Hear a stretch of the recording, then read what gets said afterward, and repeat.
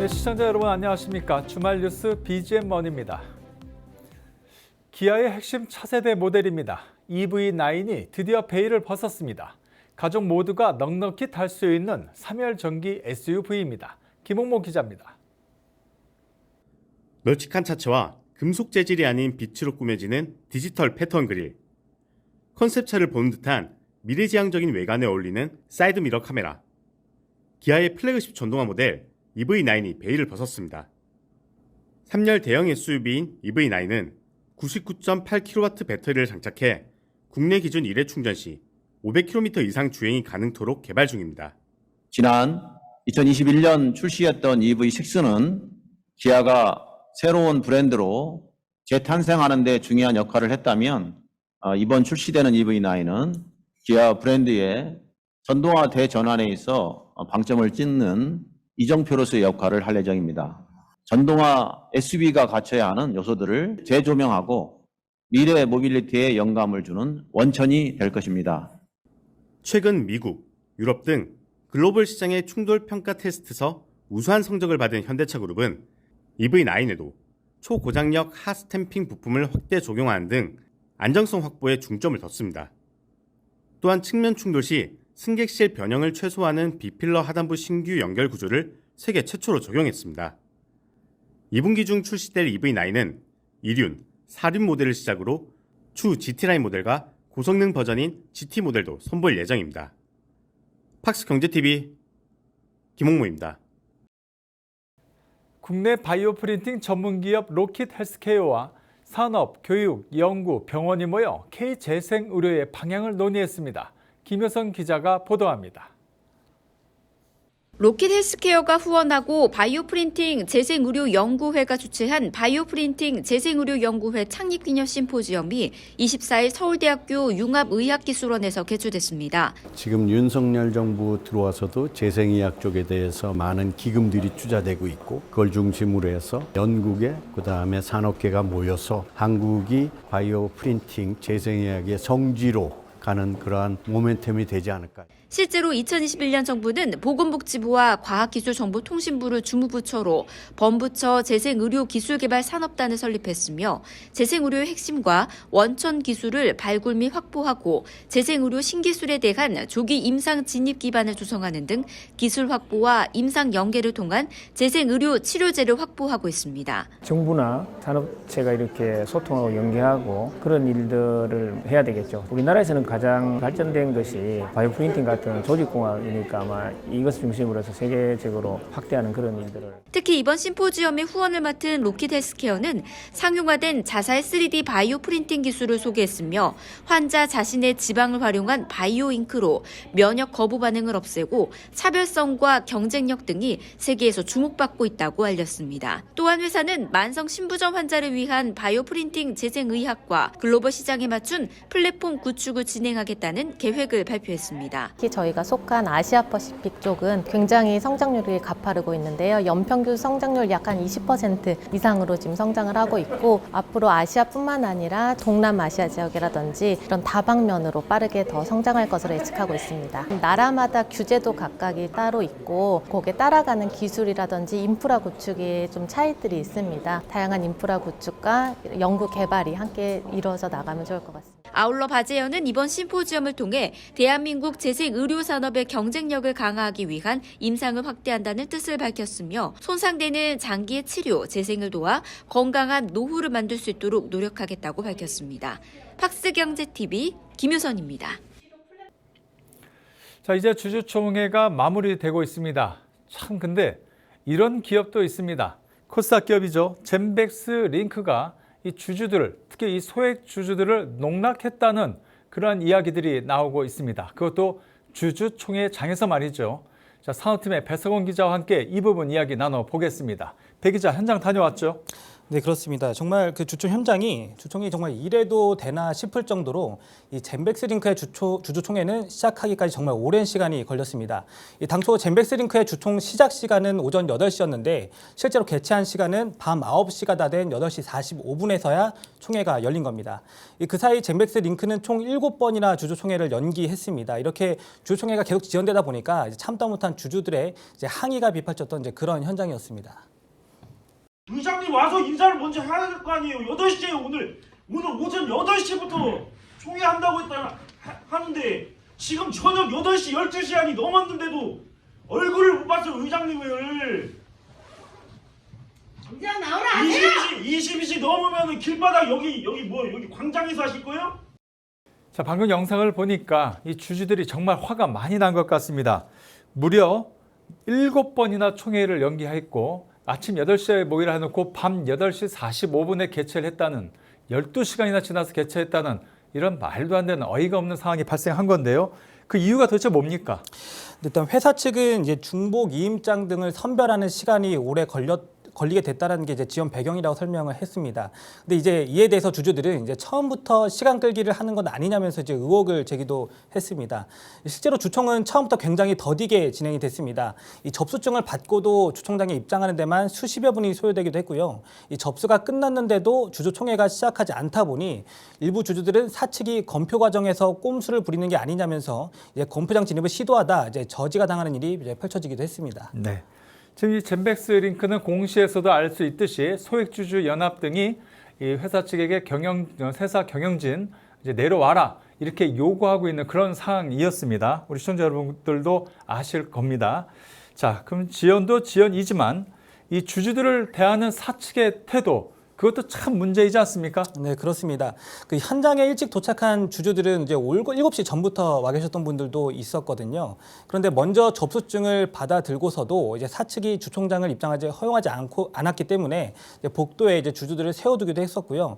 이 검표 과정이 10시간 이상 소요될 것으로 예상이 되면 이제 뭐 장시간 정회를 하거나 또 주주들에게 어떤 공식적인 양해를 구해야 했을 것 같은데 이 1시간, 2시간 단위로 7번이나 주주들을 모았다 풀었다를 반복시키기도 했습니다. 결국 참다 못한 주주들이 이제 불만이 이제 쏟아진 겁니다. 일부 주주는 지금 주주들을 이제 무시하는 것이냐면서 강하게 비판을 하기도 했습니다. 자, 주총회가 시작되고 나서도 이 의장, 즉 이제 대표이사가 되겠죠. 사과 이야기도 없었죠. 그 이제 주총회가 당초 시작 시간보다 12시간이 지난 이제 밤 8시 45분에서야 시작을 했는데요. 이제 그때 의장인 젠백스링크의 이제 황정일 대표이사가 주총장으로 등장을 했는데 이 주총 지연에 대한 사과의 말 없이 바로 주총을 시작했다가 또 한 번 주주들의 원성을 듣고 이제 그제서야 사과 인사를 전했습니다. 이날 김상재 대표이사는 끝내 모습을 드러내지 않았습니다. 또 참석 주주들은 사실상 의장이 그동안 나타나지 않았던 것에 대해서는 처음부터 주총을 바로 시작할 계획이 없었던 거 아니냐면서 강하게 불만을 표시했습니다. 결과적으로 주총은 사측이 제안한 안건들은 모두 통과됐고 이슈가 됐던 배당 300원 이제 부결됐습니다. 그 소액주주들이 자신의 의사를 표시하고 표를 표시한다는 게 뭐 잘못된 겁니까?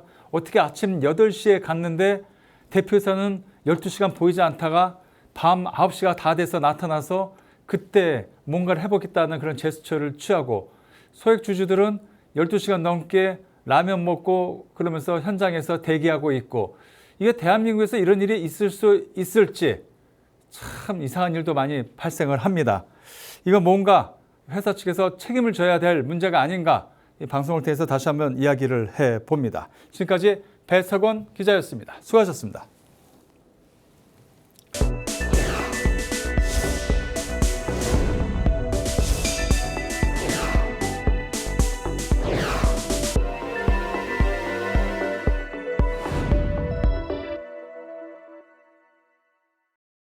동탄 이신도시의 마지막 주거단지가 분양을 앞두고 있습니다. 삼성전자 용인 반도체 클러스터 투자 사업 예정지인 용인 남사읍과 가까워 관심이 높습니다. 전영섭 기자가 현장 취재했습니다. 왕복 6차선 도로 주변 곳곳에 아파트들이 건축 중입니다. 입주를 마친 단지들도 눈에 띕니다. 이곳은 동탄 이신도시 신주거 문화타운의 분양 예정인 아파트 단지의 부지입니다. 이 단지는 분양가 상한제가 적용돼 3.3제곱미터당 1,400만 원대에 공급될 예정입니다. 이달 초 착공에 들어간 현장에는 지상 최고 20층, 14개 동, 총 1,103가구 규모의 단지가 조성됩니다.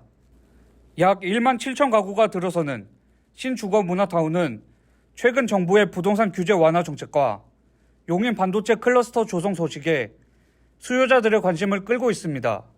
동탄 이신도시 신주거 문화타운은 타운하우스 위주의 주택이 들어설 예정이며 대형 평형 아파트 단지로 구성될 예정입니다. 기존에는 주 1, 2회였던 토지 아파트 매수 문의가 최근에는 3배 정도 늘어난 상태입니다. 단지 인근에는 왕배산 3호 공원이 들어설 예정입니다. 전체 부지의 50%가 조경 공간인 공원형 단지로 조성됩니다. 동탄이 신도시 신주거 문화타운의 미분양 물량들이 최근 모두 소진되는 등 수요자들의 관심이 증가하고 있습니다. 박스경제TV 전영섭입니다. 하이트진로가 새로운 맥주 브랜드 켈리를 출시했습니다. 전작인 테라의 명성을 이어가겠다는 목표입니다. 박주영 기자입니다. 하이트진로가 2019년 테라 출시 이후 4년여 만에 맥주 신제품 켈리를 선보였습니다. 소비자들의 니즈가 다양해지면서 국내 주류 시장이 초경쟁 시장으로 변한 만큼 기존 테라만으로는 승부를 보기 어려워졌기 때문입니다. 테라로 다져진 맥주 시장에서의 안정적인 위치 대신 과감하게 새로운 도전을 하고 변화를 이끌어가는 쉽지 않은 길을 택하기로 결정했습니다. 시장과 소비자의 요구에 따라 변화와 혁신을 하면 살고 멈추거나 안주하면 죽을 수밖에 없다는 변즉사 정즉생의 각오로 반전라거 켈리는 2번의 숙성 과정을 거친 것이 특징입니다. 이름에 걸맞게 강렬함과 부드러움이라는 공존하기 힘든 2가지 맛을 동시에 느낄 수 있도록 했습니다. 하이트진로는 유흥시장은 테라로 소맥 선호층을 공략하고 올몰트 수요가 많은 가정용 시장은 켈리로 점유율 확대에 나설 계획입니다. 테라의 사례를 봤었을 때도 어떤 경쟁력이 있는 제품을 냈었을 때 소비자들이 잘 알아봐 주시고 우리나라 분들은 트렌드에 또 민감하시고 좋은 것들을 잘 알아보시기 때문에 급속도로 단기간에 성장할 수 있다고 판단하고요. 마음 같아서는 최단기간 한 2자릿수 올라가는 것을 목표로 하고 있습니다. 2011년까지 국내 맥주 시장 1위를 지켰던 하이트는 오비 맥주 카스에 밀려 2012년부터 2위로 내려앉았습니다. 김 대표는 30일 간담회에서 맥주 시장 1위 탈환 목표를 공개적으로 천명하고 테라를 통해 단단해진 맥주 시장에서의 입지를 켈리를 내세움으로써 더욱 굳건히 해나가겠다고 밝혔습니다. 박스경제TV 박주연입니다. 김성재 의왕시장이 의왕시의 청사진을 밝혔습니다. 이제 출범 9개월째인데요. 교통, 복지, 교육, 환경 등을 아우르는 5대 명품 도시 도약을 목표로 하고 있습니다. 방수빈 기자가 보도합니다. 현재는 우리 의왕시가 전국에 230개 중에 현재 6번째로 사기 좋은 도시로 작년에 평가를 받았더라고요. 앞으로 그때쯤 되면은 지하철도 다 구비가 돼서 전국에서 가장 살기 좋은 도시가 될 것으로 저는 확신을 하고 있습니다. 김성재 의왕시장이 과거의 경험을 녹인 대규모 도시개발을 통한 친환경 명품 도시 조성을 예고했습니다. 친환경 주거단지와 체육공원, 지식산업센터 등을 조성하는 오메기지구 도시개발 사업과 5천여 세대의 친환경 주거단지 그리고 의료 바이오 단지를 조성해 자족도시로서의 기능을 확보하는 왕곡 복합타운 사업 등을 핵심 동력원으로 꼽았습니다. 자기의 어떤 진로라든가 진학에 대해서 상담을 하고 자기의 최적의 진로 진학의 어떤 방향을 잡아갈 수 있는 그런 것들을 이제 지원해 주려고 이제 준비를 하고 있고. 김 시장은 명품 교육 도시를 만들기 위한 지원에도 강한 의지를 나타냈습니다. 수학클리닉센터, 의왕교육행복센터 등을 개설해 지역에서 자체적으로 지원할 수 있는 교육중심센터를 조성하는 방안도 주요 사업으로 추진하고 있습니다. 노인복지 강화를 위한 노인건강센터와 노인 전용 목욕탕 개설, 만 65세 이상 마을버스 무료화 등 노인 맞춤형 사업 역시 신경을 쓰는 분야입니다. 지방자치 전망대 김성재 의왕시장에게 듣는다 편은 팍스경제TV와 유튜브를 통해 볼 수 있습니다. 팍스경제TV 방수빈입니다.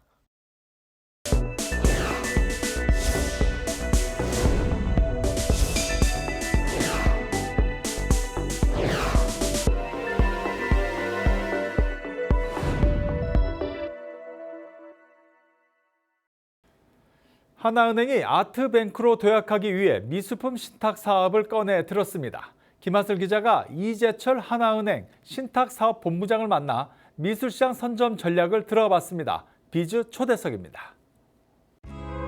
하나은행이 신탁명가의 명맥을 이어가기 위해 새로운 시장을 개척하고 있습니다. 미술품 신탁을 필두로 자산가부터 MZ세대 모두를 아우르는 아트뱅크로 도약할 방침입니다. 이재철 하나은행 신탁사업본부장은 손님 만족 중심의 차별화된 서비스 제공을 약속했습니다. 2020년 국내 미술 시장 규모가 1조 377억 원으로 발표가 됐습니다. 이 수치는 그 21년 대비 37% 이상 증가한 놀라운 수치죠. 전통적인 투자 자산인 부동산 주식시장의 매력도가 약해졌죠. 이런 배경하고 맞물려서 MZ세대가 미술시장에 적극적으로 참여한 것 또한 1조 원이 넘는 시장을 만든 주요 원인이다라고 말씀드릴 수가 있을 것 같습니다. 미술 작품에 대한 공동 소유권을 갖는 미술품 조각 투자도 동반 성장을 했다는 것이죠. 그동안 고액 자산가들의 전유물로 여겨졌던 미술품이 MZ세대가 참여함으로써 하나의 미술품을 지분 형태로 쪼개서 다수의 투자자가 함께 투자하고 이익을 배분받는 형태로 발전하게 된 것이죠. 지금 현재 하나은행의 모태가 서울신탁은행, 서울은행, 하나은행, 외환은행, 보라은행 등등이 합쳐져서 만든 그 중에서도 이제 신탁 명가로서 이미지가 상당히 큰 은행입니다. 전통적인 신탁 상품 외에도 미술품 신탁 같은 좀 더 차별화된 이런 상품과 서비스를 제공하고자 합니다. 무엇보다 손님 만족과 함께 신탁 명가로서 이미지를 확고히 하고자 하는 이런 바람이 있습니다. 저희 하나은행은 자산관리그룹 차원에서 하나아트클럽 회원들을 위한 다양한 전시회 등을 기획하고 있죠. 이때 기획을 맡게 되는 전문 화랑과 그 맞춤형 신탁으로 여러 가지 협업이 이루어질 수 있을 것 같습니다. 저희가 이번에 론칭한 하나은행 그 미술품 신탁 상품도 이런 기회를 살려서 출시된 상품이기도 하죠. 미술 작품 자체가 은행에 신탁하는 대상이 되는 것이고 신탁을 맡기신 목적에 맞도록 저희 은행이 보관, 관리, 운영 또는 처분을 해드리고 그 실적을 그대로 돌려드리는 이런 신탁 상품입니다. 미술품에 관심을 갖고 있는 분들이 함께 뛰놀고 공유할 수 있는 이런 그 공간 플랫폼으로 이해해 주시면 될 것 같습니다. 손님이 보유하고 있는 미술 작품을 그 공간에 전시하고 필요에 따라서 어떤 특정한 작가가 거기에 전시를 하고 그 작품을 다른 손님들께 공유해 드리고 필요하다면 그 공유받은 손님들이 그 작품을 사고 이런 일련의 사이클, 미술품에 대한 순환 이런 사이클을 은행이 관여를 함으로써 투명하고 공정하게 그 시스템을 완성해 나가는 이런 역할을 해주고 있는 것이죠. 저희 은행이 그 미술 시장에 참여하는 것에 대해서 다양한 시각이 존재할 수도 있을 것 같습니다. 저희는 무엇보다 은행 신탁의 장점을 살려서 미술 시장에 참여하고 있는 다양한 참여자들이 상호 어떤 신뢰하에 투명한 거래가 이루어질 수 있는 환경을 조성하는 역할을 하고 싶은 것이죠. 코로나19가 맹위를 떨치던 시기 주목받았던 호흡치료기 기업 메가이시스가 신제품으로 새로운 도약을 준비하고 있습니다. 코로나 특수기업 이미지를 벗고 삶에 꼭 필요한 호흡치료기 전문 기업으로 자리 잡겠다고 밝혔습니다. 김종철 대표를 김효선 기자가 만났습니다. 국내에서 유일하게 중환자용 호흡 치료기에 집중하며 기술 개발과 상용화에 앞장서온 기업 메가이시스. 코로나 팬데믹을 통해 제품력을 인정받은 메가이시스는 이번에 새 검출 기술 등을 조합한 신제품을 통해 호흡 치료의 대중성을 더욱 확대해 수요의 저변을 넓혀간다는 계획입니다. 코로나 이후에도 한층 성장이 기대되는 회사의 모습 살펴봤습니다. 일단 첫 번째는 해외 시장에서도 많은 양이 공급됨으로써 저희 브랜드를 이제 알리는 데 큰 도움이 됐고요. 특히 이제 국내 시장 같은 경우에는 국산 제품이 대학병원을 진입하는 게 대단히 어려운 과정입니다. 저희가 코로나 과정을 통해서 국가를 통해서 공급되는 그런 과정, 그리고 또 실제로 환자에게 쓰이는 그런 사례가 많이 늘어나면서 소비자로부터 확신과 신뢰를 얻게 된 것이죠. 근데 그것을 발판으로 신제품을 소개하는데 많은 기회를 얻었고 실제로 그 효과도 상당히 좋게 나타나고 있습니다. 그래서 국산 제조가 대학병원의 시장 점유율을 비로소 차지할 수 있는 그런 좋은 계기가 되었다고 판단이 됩니다. 저희가 이제 호흡치료기에 집중을 하고 있는데 이 호흡치료기라는 제품이 병원뿐만 아니라 가정과 가정 사이에 있는 보통 우리가 클리닉으로 부르는 그런 단계에서 그런 호흡 질환을 어떻게 잘 치료하고 더 중환자로 가지 않도록 이제 잘 치료를 성공적으로 수행하느냐 이런 경험을 얻었고요. 노령화되면서 폐질환 환자가 증가되고 있고 이런 부분에 어떻게 치료를 하는지에 대한 경험을 충분히 한 시기로 보입니다. 폐질환이 시작되는 초기에부터 환자를 잘 관리하고 또 환자가 더 나빠질 수도 있고 더 좋아질 수도 있는 이런 모든 전 과정을 하나의 장비로서 잘 관리를 해나갈 수 있는 이런 부분이 저희가 만든 장비의 특징이라고 할 수 있습니다. 그래서 가격 대비 성능 좋은 것뿐만 아니라 새로운 치료 프로토콜이라고 얘기하는 치료 과정에 대한 새로운 해법을 제시한다 이렇게 볼 수가 있습니다. 청진기로 보던 시대에서 초음파나 CT, MRI 같은 것을 보게 되면 새로운 치료법을 생각해낼 수 있게 됩니다. 마치 그런 것처럼 저희 호흡기에서도 환자의 호흡을 잘 모니터링하고 새로운 정보를 알아내면서 이제 환자를 치료하게 되면 새로운 치료법으로 나아갈 수 있게 됩니다. 그래서 저희가 신제품에서의 특징적인 기술은 그런 배터리 외형적인 어떤 사양적인 측면도 있지만 실제로는 새로운 검출 기술, 새로운 판단 기술을 조합시킨 것이 가장 큰 특징이고 저희만의 특허이기 때문에 제가 자신 있게 전 세계에서 가장 앞선 기술로 소개되고 있습니다. 지금은 영업 비밀 상태지만 G7 국가 중심의 병원에서 대단히 좋은 평가를 받고 있고 저희가 일단 데모 단계에 있고요. 또 그 데모 단계에서 상당히 성공적인 결과를 보임으로써 해당 시장에서 가장 포텐셜이 있는 파트너들이 저희와 이야기를 하고 있습니다. 그래서 유럽도 이야기하고 있고 또 일본도 그렇고 그런 선진국 시장에서 그 시장의 시장 점유율 1등 또는 2위 정도 되는 그런 회사들과 공급 논의를 하고 있기 때문에 저희가 코로나에 대한 경제적인 여파는 있지만 조만간 이런 코로나 여파가 어느 정도 진정이 되면 충분히 이제 매출이 고속으로 성장할 수 있는 그런 시기를 맞이할 것으로 기대하고 있습니다. 국내 최대 모빌리티 산업 전시회인 서울 모빌리티 쇼가 개최됐습니다. 마스와 UAM 등 미래 교통 체제의 핵심뿐 아니라 럭셔리 브랜드들의 신차들도 선보였습니다. 김홍모 기자입니다. 카툰 렌더링으로 외관을 칠하고 얼핏 푸드를 닮은 듯한 모습에 허리쯤 지퍼를 단 SUV. 런던, 파리 등 유럽의 패션 서서나 볼 법한 독특한 옷을 입은 쇼카가 방문객들을 맞이합니다. 옆으로 시선을 돌리자 당장이라도 트랙을 달릴 듯 질주 본능을 품은 스포츠카가 자리합니다. 올해 열리는 서울 모빌리티서 가장 큰 화두는 럭셔리와 전동화입니다. 75주년을 맞은 포르쉐는 이를 기념해 브랜드 모토인 드리븐 바이 드림을 강조하며 브랜드 최초의 스포츠카 포르쉐 356을 오마주한 컨셉카 비전 357을 공개했습니다. Korea is an important market for Porsche. Despite many variables, we are successfully wrapping up 2022 with a lot of support from our customers, ranking 6th in global sales. But at Porsche, there's something we value more than sales figures. Our focus is to deliver to our customers the car of their dreams. 벤츠코리아는 패션 브랜드 몽클레르와 협업한 프로젝트 몬도지, 패션 아이콘 고 버질 아볼로와의 합작 모델, 더 뉴 메르세데스 마이바흐 S680 포매틱 등 관람객들의 시선을 끄는 프로젝트, 콜라보레이션으로 모빌리티 쇼의 활용 점정을 찍었습니다. 이외에도 더 뉴 EQE SUV, 더 뉴 메르세데스 AMG EQE 등 올해 벤츠 전동화 전략의 선봉장 역할을 맡은 신모델도 공개했습니다. 더 뉴 EQE SUV는 한마디로 표현하자면 완벽한 올라운더라고 할 수 있습니다. 럭셔리한 실내의 디자인, 메르세데스 벤츠의 첨단 기술, 그리고 SUV의 다재다능함이 만나 새로운 차원의 럭셔리 비즈니스 전기 SUV가 탄생하였습니다. 전 세계 10개국에서 160개 기업, 기관들이 참여하며 지난 2021년보다 2배 이상 커진 서울 모빌리티 쇼.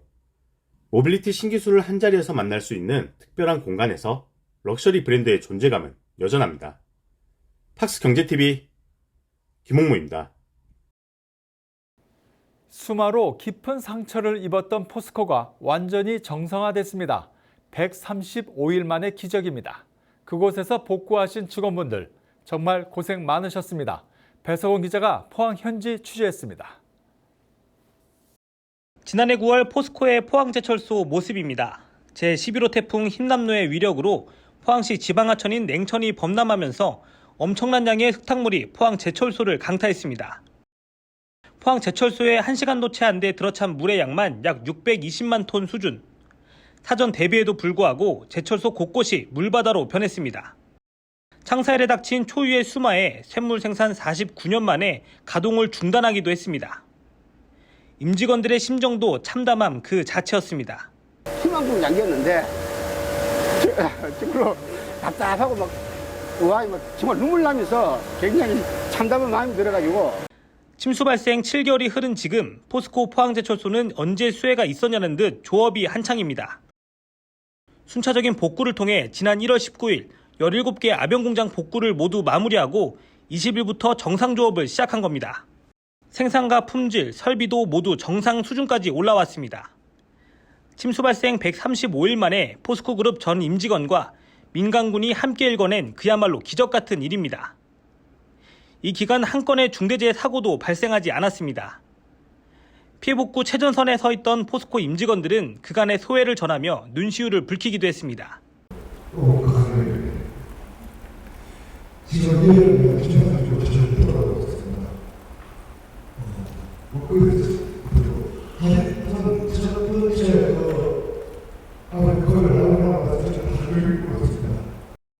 포스코는 포항 제철소 정상화에만 약 140만 명의 헌신과 노력이 있었다고 전했습니다. 포스코는 이제 저탄소 기술 개발과 친환경 제품 생산에 집중합니다. 앞으로는 석탄이 아닌 수소를 사용해 철강을 만들어낼 수 있도록 수소 환원제철 전환을 단계적으로 추진한다는 계획. 포스코는 2050년까지 탄소 중립 실현과 함께 그린 철강 시대를 주도해 나가겠다는 포부를 밝혔습니다. 팍스경제TV 배석원입니다.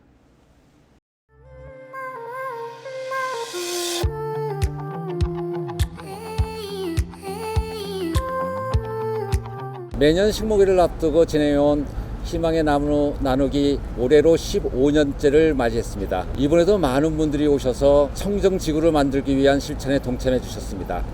대상은 앞으로도 자연과 사람이 공존하는 지속 가능한 미래를 만들어 나가는데 더욱 전념하겠습니다.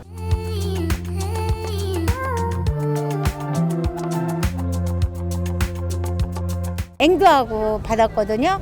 근데 이걸 화분에다 심어서 좀 키우려고요.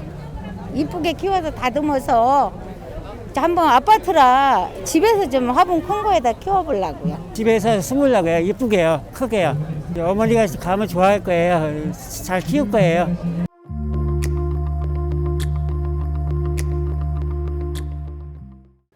네, 이상으로 BJ 머니를 마칩니다. 다음 주에도 우리 기자들이 발로 뛰는 생생한 현장의 모습 우리 시청자 여러분께 전해드리겠습니다. 고맙습니다.